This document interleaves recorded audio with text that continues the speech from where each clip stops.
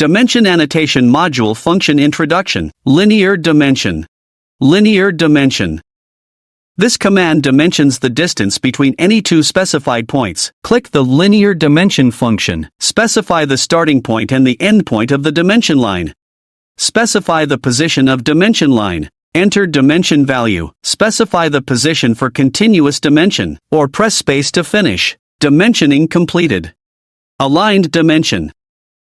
This command performs automatic aligned dimensioning between 2 points, ideal for continuous annotation of rotated or inclined elements.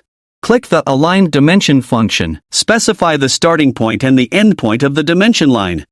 Specify the position of dimension line. Enter dimension value. Specify the position for continuous dimension, or press space to finish. Aligned dimensioning completed. Parallel dimension. This command performs continuous multipoint dimensioning. Click the Parallel Dimension function. Click each point to be dimensioned in sequence. Right-click to finish selection. Select the text or line. Dimension to determine the angle or input the angle. Specify the position of dimension line. Enter dimension value. Parallel dimensioning completed.